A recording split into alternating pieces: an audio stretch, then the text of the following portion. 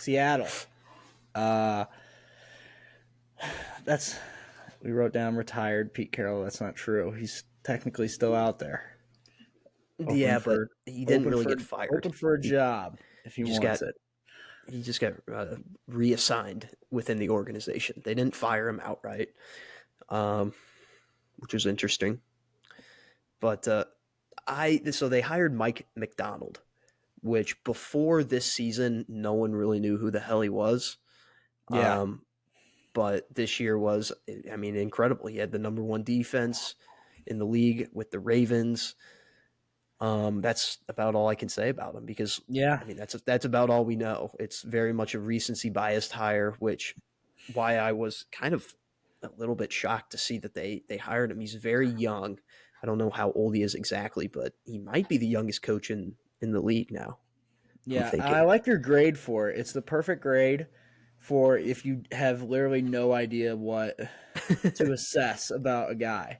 C. That's literally like, the middle. It's like, yeah, we'll pass it, but we don't really know anything about it. And that's what I'm trying to say here, too. I gave this a D+, and maybe that's a little harsh. So I think that's the worst grade so far.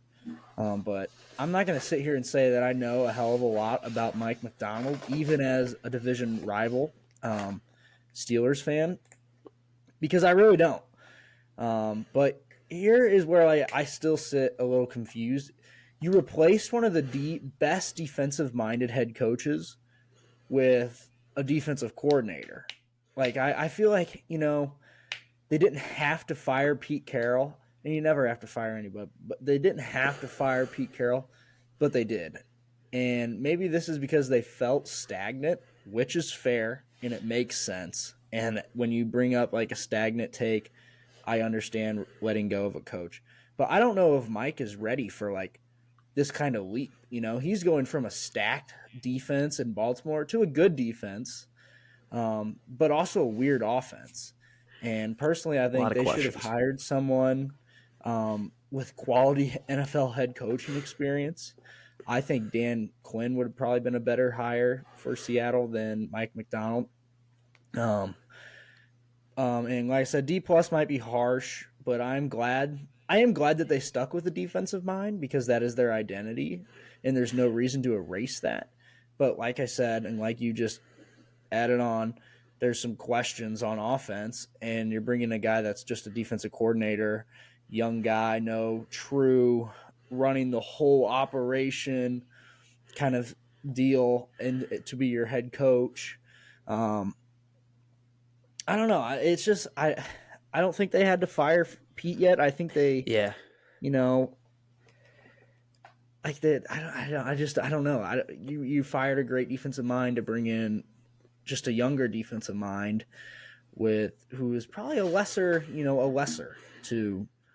Yeah, that Pete you Carroll. don't know if they really improved with this hire. Like a lot of these coaches that we're listing off are their other head coach had to be fired, and you know what, this is going to be better. And this is the first one that we're getting to where we're not only did they not get better, but I think they might have gotten a little worse. Pete Carroll's a beloved guy. The guys love him. An icon. Really. And he's a great coach. I mean, he's a championship winner. He's a championship coach. And I mean, you think about not this past season, but the year before, they were projected to be one of the worst teams in the league. Like people were had them in mock drafts in the top 5. We had Bryce Young edits getting thrown around for. And they made the playoffs. Exactly. Geno Smith had a 31-year-old journeyman quarterback, had a great season. I mean, he was in the MVP conversation for a good portion of the year. And that's one of the best coaching jobs you can ever put out there. And then a year later, you're firing the guy. It doesn't make a lot of sense. He had a winning record. They went 9-8. They just missed. They basically had the same season as the year before, which makes sense because they didn't really make a lot of changes to the roster. And so it was a little bit shocking to see that they fired him. He was old. He was getting up there in age.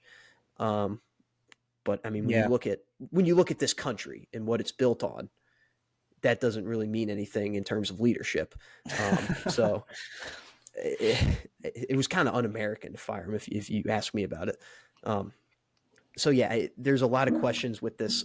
It's that's why I get a C. I don't hate it because he did a great job leading that defense last year. He held Patrick Mahomes to 17 points, which is insane. That doesn't, I mean, teams just don't do that. They don't hold Patrick Mahomes under 20 very often. Um, so but there's a lot of questions here. There's a lot of what ifs, and if I was a Seahawks fan, I don't know if I would be as excited as some of the other fans on this list. Yeah, I agree with that. Yeah, 100%. I feel like you can always be excited if you got Pete Carroll as your coach. Like he's Yeah, just a ball of energy. And he's I'm a fun sure, figure. Mike might be a ball of energy too. Like we said, we don't know a hell of a lot about him. But I don't know. Mike MacDonald, that is a football name, but I don't know. Just not Yeah, it's just not my it's favorite hire. it's not So moving the needle at no. all, really. And like the Seahawks with Pete Carroll, they had an identity. Like they were going to be competitive.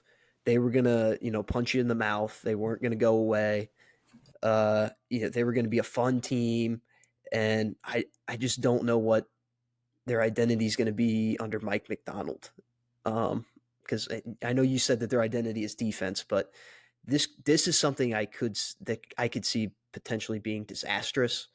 I would put this in the floor of being disastrous, and they have a top 3 pick next year, and Mike's looking for a defensive coordinator job again, Which which is he will fine. get. It might But be his thing, you know? yeah, I don't know if he's quite ready for this. But he also, they could take a step up and compete with the Niners next year for the division. I don't know. Yeah. All right.